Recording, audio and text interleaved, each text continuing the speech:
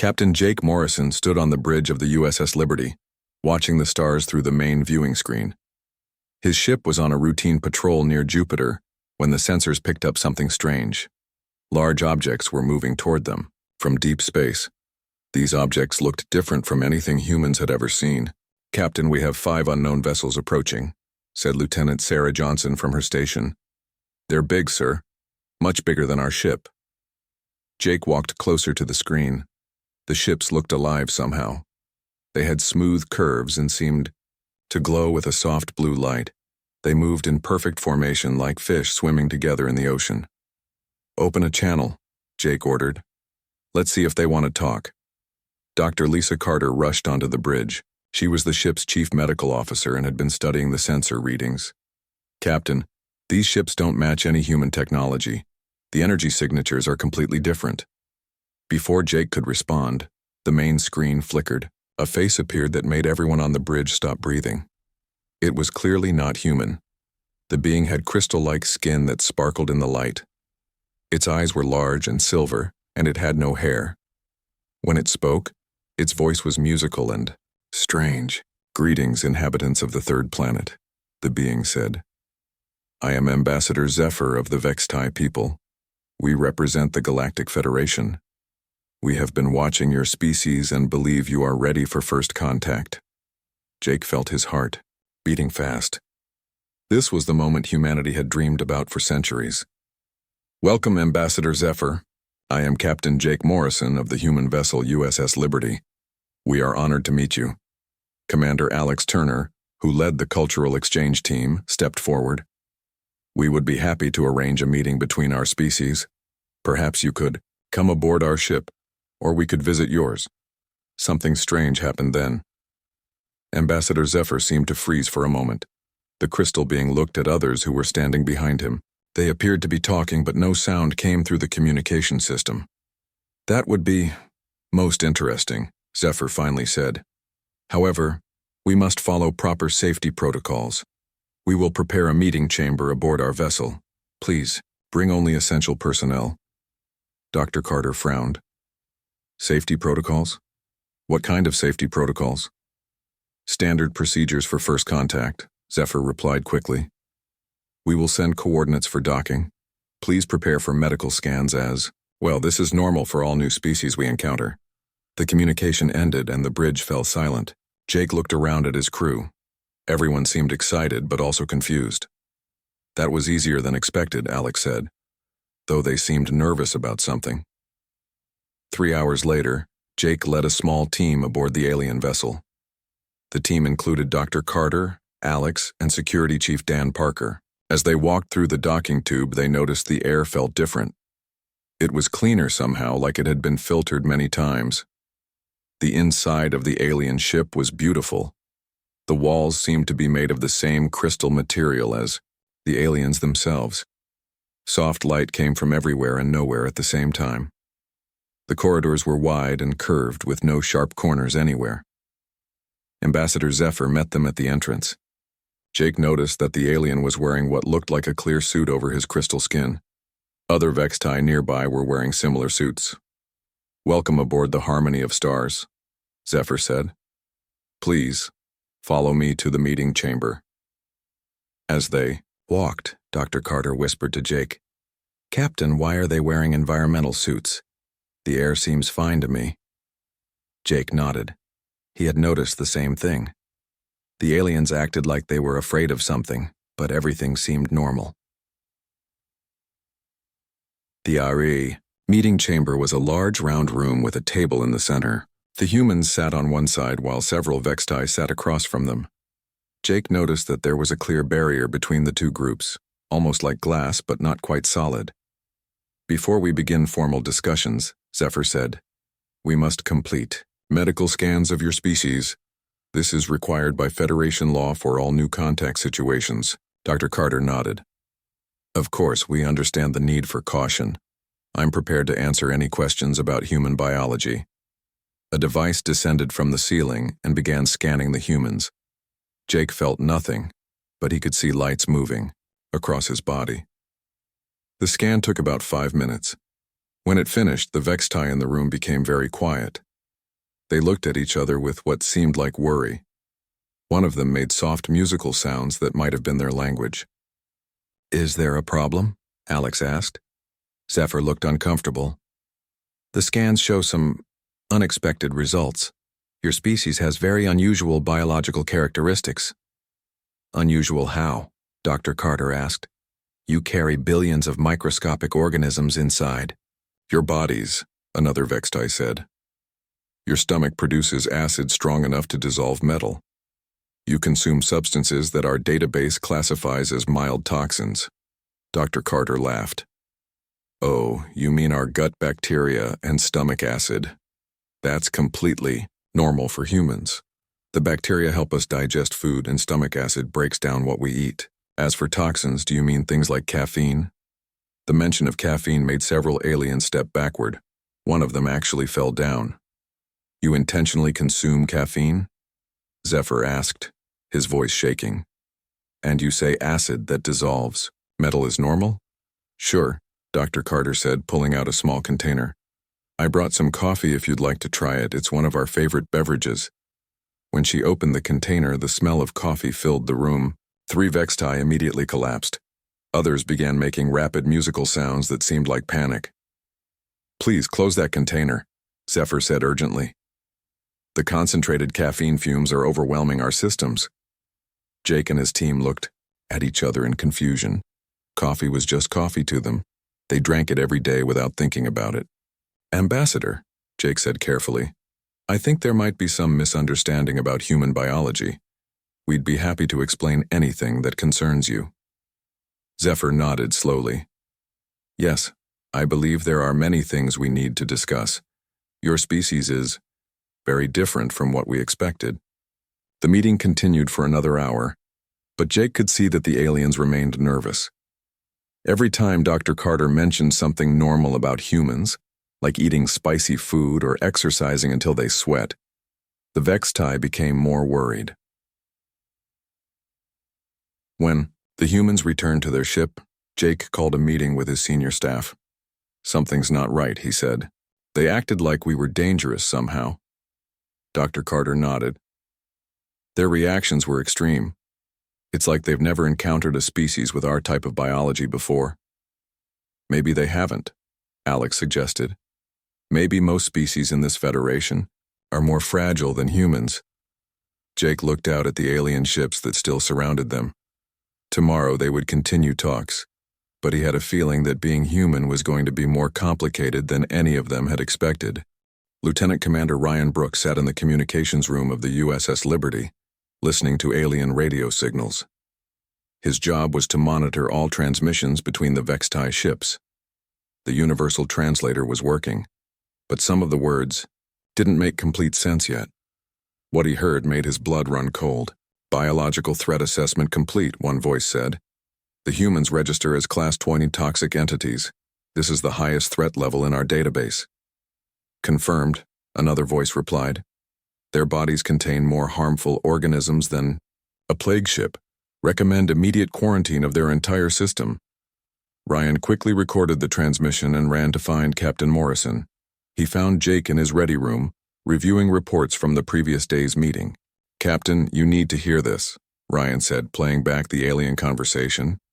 Jake listened to the recording twice before speaking. "They think we're some kind of biological weapon?" "It gets worse, sir. I've been listening all night. They're debating whether to contact the Federation military. Some of them want to destroy our ship before we can infect their space." Jake stood up quickly. "Get Dr. Carter and Commander Turner to my ready room immediately." 20 minutes later, the senior staff gathered around the table. Dr. Carter looked shocked as she listened to the alien transmissions. "This is insane," she said. "They're treating normal human biology like it's a doomsday weapon." Alex shook his head. "How can bacteria that help us digest food be seen as a threat?" Dr. Carter pulled up human biological data on her tablet. "Let me explain what they're seeing. The average human carries about 100 trillion bacteria. That's more bacteria than we have human cells in our bodies." "That sounds like a lot when you put it that way," Ryan admitted. "To us, it's normal," Dr. Carter continued. But think about it from their perspective. They probably evolved on planets with very clean environments. Their immune systems might be much weaker than ours. Jake nodded slowly. So what we consider normal biology, they see as us being walking disease factories. Exactly. And it's not just bacteria. Our stomach acid has a pH level of about 1.5 to 2. That's strong enough to dissolve metal, just like they said. Most species probably don't need such powerful acid to digest food. Alex looked at the data. What about the caffeine thing? Caffeine is technically a poison, Dr. Carter explained. Plants evolved it to kill insects that try to eat them. Humans just happen to be big enough that small amounts don't hurt us. In fact, we enjoy the effects.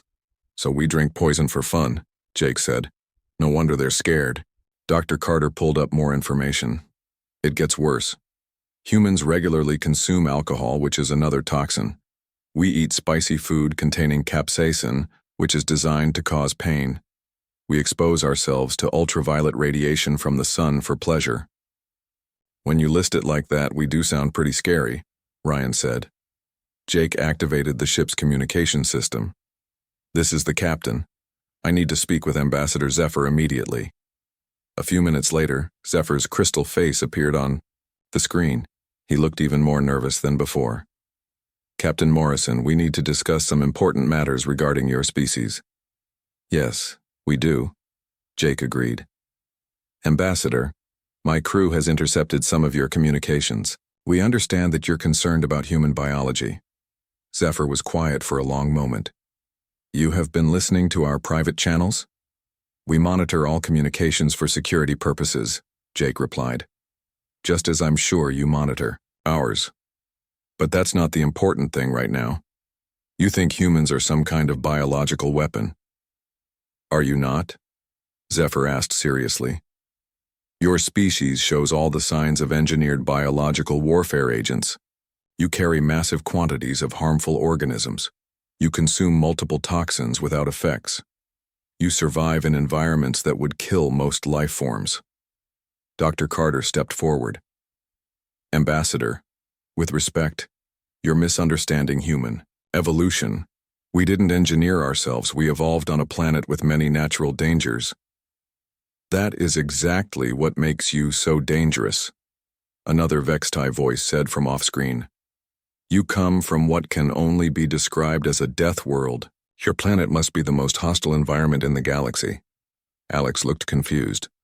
Earth isn't that dangerous. Sure, we have some challenges, but millions of species live there successfully. Millions of species that survive the same toxins and radiation that you do? Zephyr asked in amazement. Your world must be populated entirely by weapon-grade organisms. Jake realized the scope of the misunderstanding.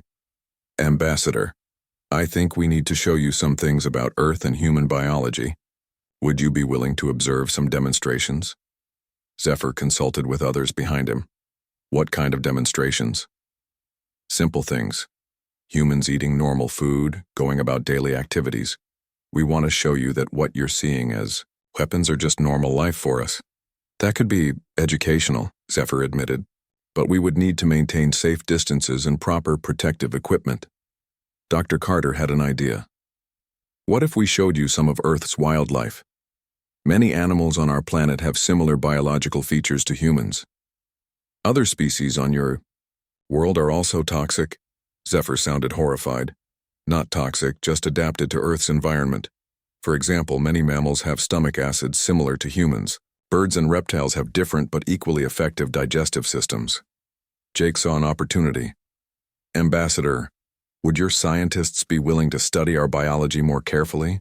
Not as a threat assessment, but as a learning experience? Zephyr was quiet for a long time. Several of our medical experts have requested permission to observe human biological functions. They are curious about how your species survives with such extreme internal chemistry. We'd be happy to cooperate, Doctor. Carter said, I volunteer to be studied. Maybe if your scientists understand how human biology actually works, they'll see that we're not dangerous. You would allow our medical teams to examine you? Zephyr asked in surprise. Of course. Medical cooperation is usually one of the first things new species share. Another alien voice spoke from off-screen. Ambassador, their willingness to be examined could be significant. True biological weapons are typically kept secret. Zephyr nodded slowly. Very well. We will arrange for detailed biological studies. But we must maintain safety protocols. You understand our concerns? Jake smiled. We understand completely. We just want to show you that humans aren't the monsters you think we are.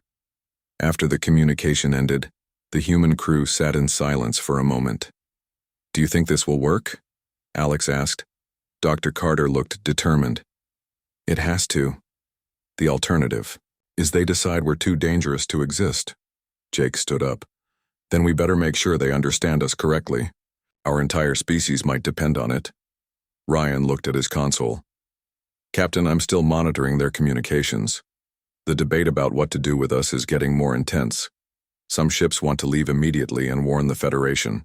Others want to study us first. How much time do we have? Jake asked. Hard to say, sir, but it sounds like they're planning to make a decision soon. Jake looked around the room at his crew. Then we better convince them fast that the only thing toxic about humans is our coffee. Admiral Paul Henderson arrived at Jupiter 3 days later with 5 more human ships. He had been called from Earth when the first contact situation started going wrong. Jake met him in the USS Liberty's conference room along with the senior staff. Captain Morrison, what exactly is our situation here? Admiral Henderson asked, looking at the reports. Sir, the aliens think we're biological weapons, Jake replied. They've classified humans as the most dangerous toxic species in their database. Admiral Henderson, a tall man with gray hair and serious eyes, read through Dr. Carter's medical reports. They're afraid of stomach acid and coffee? It's more than that, sir, Dr. Carter explained. They've quarantined our entire solar system. No Federation ships are allowed in or out. They're treating Earth like a contamination zone. Ryan Brooks had more bad news. Admiral, I've been monitoring their communications. Several Federation species are demanding military action against us. They want to destroy Earth before we can infect the galaxy. Destroy Earth? Admiral Henderson's voice was cold. Over coffee and bacteria? Commander Turner pulled up a star map. Sir, we've identified 17 different species that have declared humans an existential threat. They think we're either engineered weapons or the most dangerous natural predators in the galaxy. Dr. Carter had been working with Federation scientists for 2 days. Admiral, I need to tell you what I've learned about them. These species evolved on worlds that were much cleaner and safer than Earth. Most of them have never encountered bacteria, viruses, or environmental toxins. Never encountered bacteria? Admiral Henderson asked. How is that possible? Their planets were naturally sterile. Clean water, pure air, no harmful organisms. They never had to develop strong immune systems or protective biology like humans did. Security Chief Dan Parker had been studying the alien ships. Sir, their technology is incredibly advanced, but it's all designed for clean, safe environments. They can't handle contamination of any kind. Jake activated the communication system. Admiral, let me show you what we're dealing with. Ambassador. Zephyr appeared on the screen. Behind him, Jake could see Vexti scientists wearing what looked like hazmat suits. Admiral Henderson, Zephyr said formally, we have completed extensive studies of human biology. The results are disturbing. Disturbing how? Admiral Henderson asked. A new alien appeared on screen. This one introduced herself as Chief Medical Researcher Lyra. Admiral, your species shows characteristics that are beyond our understanding. You intentionally host trillion of foreign organisms. You consume multiple classes of toxic substances. You expose yourselves to harmful radiation for recreational purposes. Dr. Carter stepped forward. Researcher Lyra, those aren't foreign organisms. They're symbiotic bacteria that help us digest food and maintain health. Symbiotic? Lyra sounded confused. You mean these organisms help you instead of harming you? Exactly. Humans evolved together with these bacteria. We need them to survive. Several aliens in the background started making their musical sounds. Lyra looked shocked. This is impossible. How can toxic organisms provide benefits? Dr. Carter pulled up a human digestive system diagram. The bacteria in our intestines break down food we can't digest ourselves. They also produce vitamins we need and help protect us from harmful bacteria. You use toxic organisms to fight other toxic organisms? Zephyr asked in amazement. It's not toxic to us, Dr. Carter explained. That's the point. What you see as poison, we see as medicine or food. Admiral Henderson had an idea. Ambassador, would you be willing to observe human daily life on Earth? We could show you how humans actually live instead of just looking at medical data. The aliens talked among themselves for several minutes. This could be valuable, Zephyr finally said, but we cannot risk contamination. How would you ensure our safety? We'll provide you with any protective equipment you need, Admiral Henderson promised. You can observe from orbit if necessary. Dr. Carter suggested something else. What if we showed you some of Earth's other life forms? Many animals and plants have similar biological features to humans. Other species on your world are equally dangerous? Lyra asked. Not dangerous, just adapted to Earth's environment. For example, many animals eat things that would be poisonous to your species.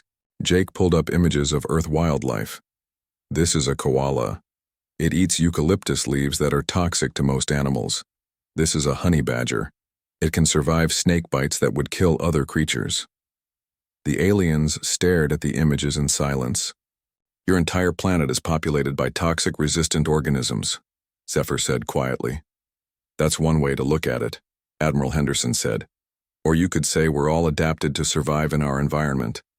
Researcher Lyra looked fascinated. Admiral, we have discovered something else troubling. Human cities appear to be massive cultivation facilities for microorganisms. The concentration of bacteria in your urban areas is beyond measurement. Dr. Carter laughed. Those aren't cultivation facilities. Those are just places where lots of humans live and work together. You willingly concentrate billions of toxic organisms in small areas? Zephyr asked. They're not toxic to us, Dr. Carter repeated. Most of those organisms are harmless, many are beneficial. Admiral Henderson could see that the aliens were struggling to understand. Ambassador, I think the problem is that you're looking at human biology from your perspective. What seems dangerous to you is normal to us. But surely you understand the threat you represent, another alien voice said. If humans traveled to Federation worlds, you could spread these organisms to species that have no resistance. Jake realized this was the real issue. You're not afraid of humans specifically. You're afraid we'll accidentally hurt other species. Precisely, Zephyr confirmed. Federation species have no natural defenses against the biological agents you carry. Contact with humans could cause massive casualties. Dr. Carter had been thinking about this problem. What if we developed protocols for safe contact? Medical procedures that would protect Federation species while allowing interaction. You would be willing to limit your natural biology for our safety? Lyra asked in surprise. We already do that with each other, Dr. Carter explained. We have medical procedures to prevent the spread of disease between humans. We could develop similar procedures for interspecies contact. Admiral Henderson nodded. The human race doesn't want to harm anyone. We just want to be part of the galactic community. The aliens talked among themselves for a long time. Finally, Zephyr spoke again. Admiral, we would like to propose an experiment. Would you allow a team of our medical experts to visit Earth under carefully controlled conditions? What kind of conditions? Admiral Henderson asked. Full environmental protection for our team, limited contact with human populations, extensive study of your biological systems and planetary environment. Jake looked at Admiral Henderson, who nodded. We accept those conditions. When would you like to begin? Immediately, Lyra said. The sooner we understand human biology, the sooner we can determine if coexistence is possible. After the communication ended, Admiral Henderson looked around the room. What do you think our chances are? Dr. Carter considered the question. They're scared, but they're also curious. That's a good sign. If we can show them that humans aren't malicious, we might have a chance. And if we can't? Jake asked. Admiral Henderson's expression was grim. Then we'll be facing a war against species that consider us biological weapons. Let's make sure it doesn't come to that. Captain Jake Morrison stood on the observation deck of the orbital station above Earth, watching the Vextai research vessel approach. It was smaller than their warships but still impressive, with its crystal-like hull gleaming in the sunlight. "They're being very careful," Dr. Carter observed, watching the alien ship's slow approach. "Look at all those sensor arrays, they're scanning everything." Marine Colonel Steve Adams checked his security reports. "All human personnel have been briefed on the safety protocols. No sudden movements, no offering food or drinks, and definitely no mentioning anything that might sound dangerous." Dr. Rachel Green, the expedition's xenobiologist, was excited despite the tension. "This is historic. The first alien scientists to visit Earth. Whatever happens, we're making history." The Vextai research team arrived in full environmental suits that made them look like crystal robots. Their leader introduced herself as senior researcher Naya. With her were 5 other scientists, all looking nervous despite their protective gear. "Welcome to Earth orbit," Jake said formally. "We're honored to have you here." "Thank you, Captain Morrison," Naya replied through her suit's communication system. "We must maintain strict contamination protocols during this visit. Any breach could be fatal to our species." Dr. Carter had prepared a careful presentation about human biology. "Dr. Naya, we've prepared a series of demonstrations to show you how human biological systems actually work." "We are prepared to observe," Naya said, "but we must maintain safe distances at all times." The first demonstration was simple, a human eating lunch. Engineer Ben Collins volunteered to be observed while eating a normal meal. The aliens watched in fascination and horror as he consumed bread, vegetables, and a piece of fruit. "He is intentionally introducing foreign organic matter into his digestive system," one Vextai scientist observed. "The contamination levels are extraordinary," Dr. Carter explained each step. "The bread contains yeast, which is a beneficial fungus. The vegetables contain vitamins and minerals humans need. The fruit contains natural sugars for energy." "Fungus is beneficial?" Naya asked in disbelief. "Our databases classify all fungal organisms as dangerous parasites." "Not to humans," Dr. Carter replied. "We've been eating yeast-based foods for thousands of years. It helps us digest other foods." Next, they watched a human exercise. Security Chief Dan Parker volunteered to run on a treadmill, while the aliens monitored his biological responses. "His internal temperature is rising," a Vextai medic reported. "His heart rate has doubled. He's producing chemical compounds associated with cellular breakdown." "That's called sweating and lactic acid production," Dr. Green explained. "It's how humans cool down and process energy during physical activity." "He's intentionally damaging his cellular structure?" Naya sounded horrified. "The damage is temporary and actually makes him stronger," Dr. Carter said. "Human muscles grow stronger when they're stressed and then allowed to recover." The aliens watched Dan finish his workout and drink water to rehydrate. To them, it looked like he was recovering from a biological attack. Dr. Carter decided to try a different approach. "Dr. Naya, would you like to see how human immune systems work? We could show you how the body fights off actual harmful organisms. You can demonstrate biological warfare defense systems?" Naya asked eagerly. Dr. Carter realized her mistake too late. "No, not warfare, natural immune responses. For example, when humans get a small cut, watch what happens." She made a tiny scratch on her arm with a sterile needle. The aliens moved back as a small drop of blood appeared. "Immediate defensive response," a Vextai observer noted. "The organism is releasing defensive fluids and beginning cellular repair." Dr. Carter cleaned the cut and applied a small bandage. "The blood clots to prevent further bleeding. White blood cells fight any bacteria that might have entered. New skin cells grow to replace the damaged ones." "This happens automatically?" Naya asked. "Without medical intervention?" "For small injuries, yes, the human body can repair itself." The aliens spent the next hour taking detailed scans of the healing process. They seemed amazed that humans could fix biological damage without external help. Engineer Kate Sullivan had prepared the next demonstration. "Dr. Naya, would you like to see how humans adapt to different environments?" She led them to an observation chamber where they could watch humans in different simulated conditions. They watched people working in hot environments, cold environments, and high-altitude conditions. They survive in all these different conditions? Naya asked. Without environmental suits? Humans are very adaptable, Kate explained. We evolved to live in many different climates on Earth. Show us the most extreme environment humans can survive, a Vextai scientist requested. Kate looked at Dr. Carter, who nodded. Well, humans have survived in space, underwater, in deserts, and in Arctic conditions. We've even visited other planets. The aliens were quiet for a long moment. You have left your homeworld? Naya finally asked. Many times, Jake confirmed. We've walked on our moon, sent probes to other planets, and we're planning missions to nearby star systems. Using what protection? Spacesuits and life support? Systems, mostly. But humans have also survived brief exposure to space vacuum in emergency situations. Several aliens made musical sounds that Dr. Green had learned meant extreme surprise or distress. Dr. Carter decided to try explaining symbiosis.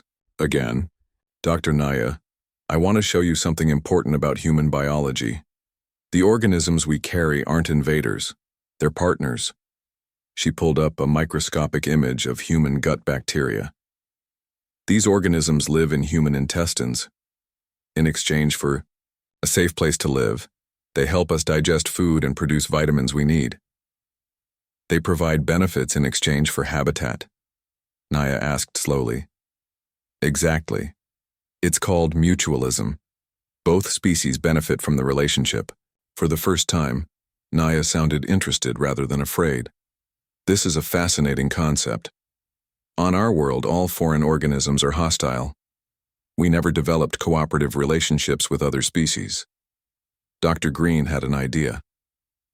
Dr. Naya, would you like to see some examples of mutualism in Earth's other species?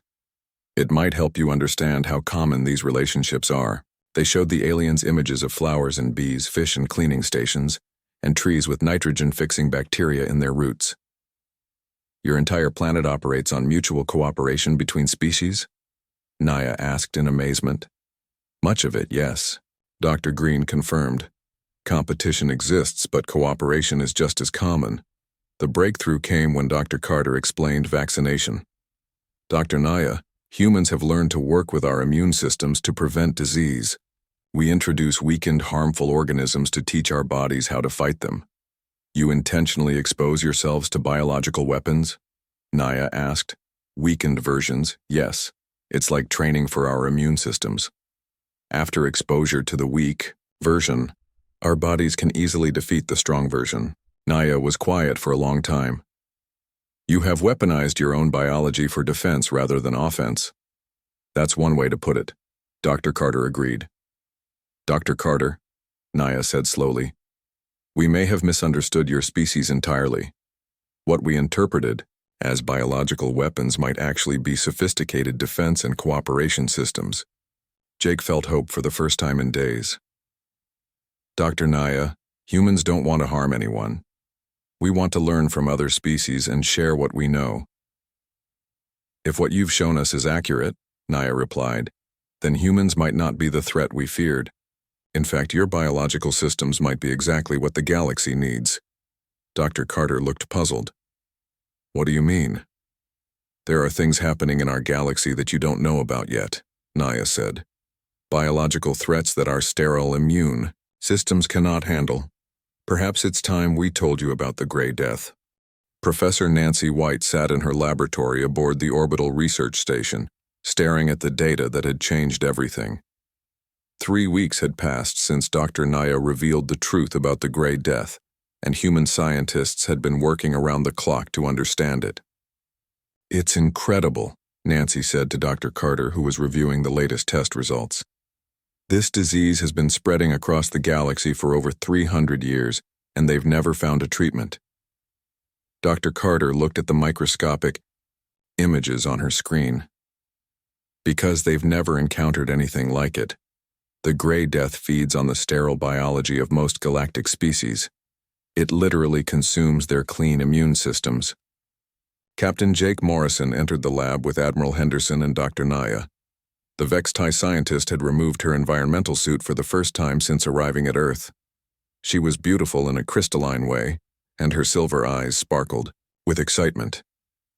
"Professor White," Admiral Henderson said, "please explain to Dr. Naya what you've discovered." Nancy activated the main display screen. "Dr. Naya, we've run extensive tests on the Grey Death samples you provided. The disease cannot survive in human hosts." "Cannot survive?" Naya asked. "You mean it dies when exposed to human biology?" "More than that," Dr. Carter explained. "Human immune systems actively hunt and destroy it. Our white blood cells see it as just another foreign organism to eliminate." Nancy pulled up comparison charts.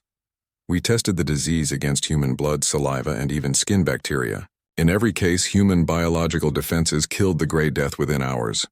Admiral Henderson looked amazed. "So what the Federation saw as our most dangerous feature is actually our greatest strength?"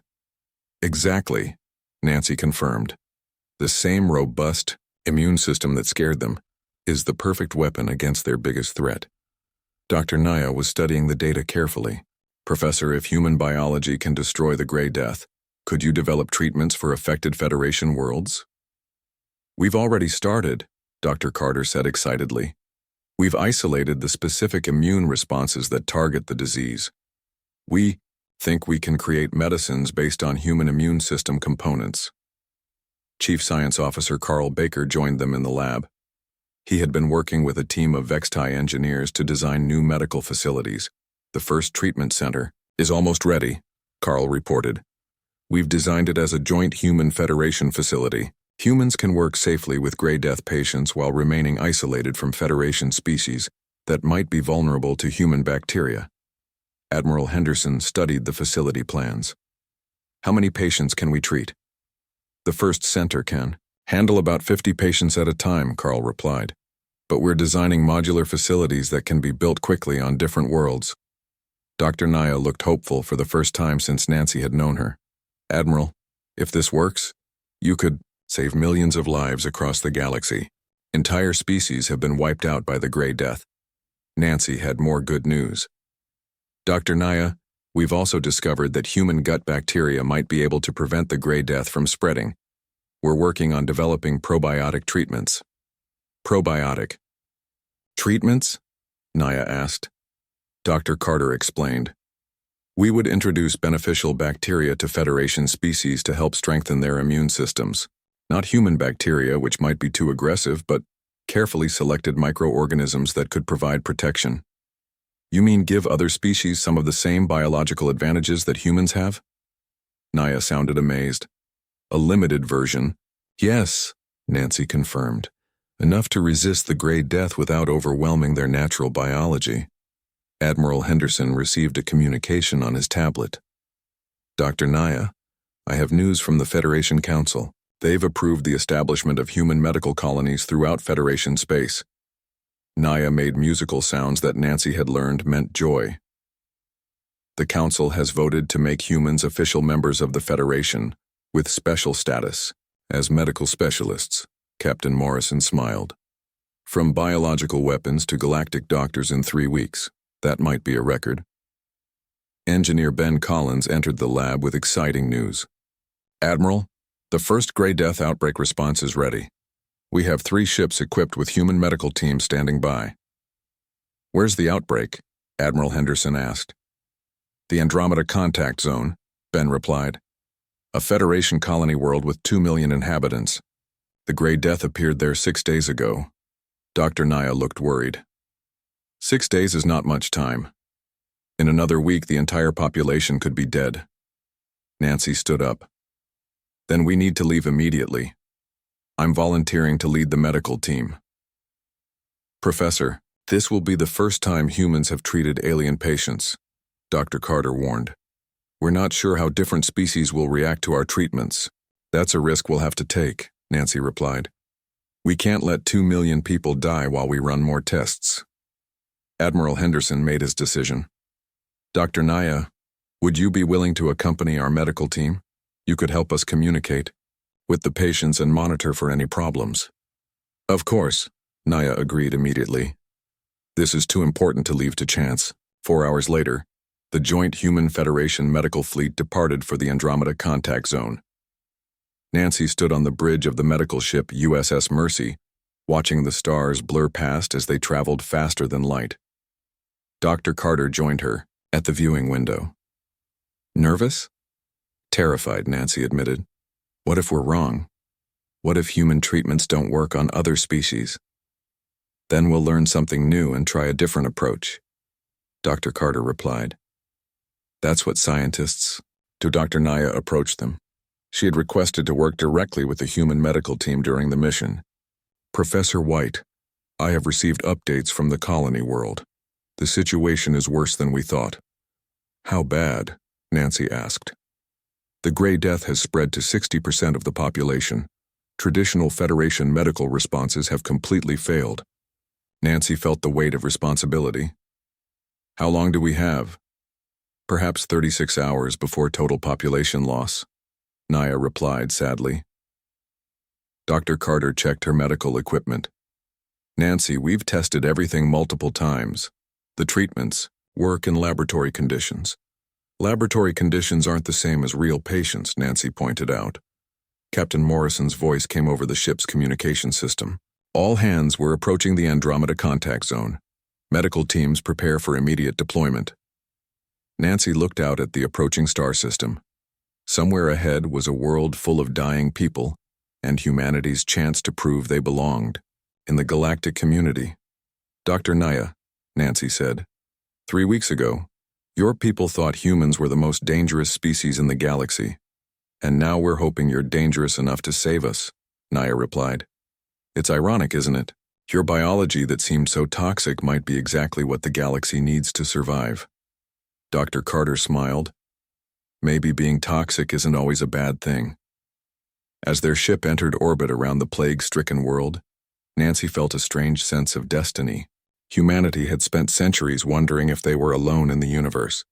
Now they knew they weren't alone, and more importantly, they knew they had something unique to offer. The same biological features that had made aliens fear humans were about to become humanity's gift to the galaxy. What had started as a first contact disaster was becoming the beginning of a new kind of human purpose among the stars. Medical teams to the transport ships, Nancy announced. Time to show the galaxy what humans can really do. Below them, a world full of dying aliens waited for salvation that could only come from the species they had once feared most. Nancy smiled as she headed to the transport ship. Sometimes being toxic was exactly what the galaxy needed.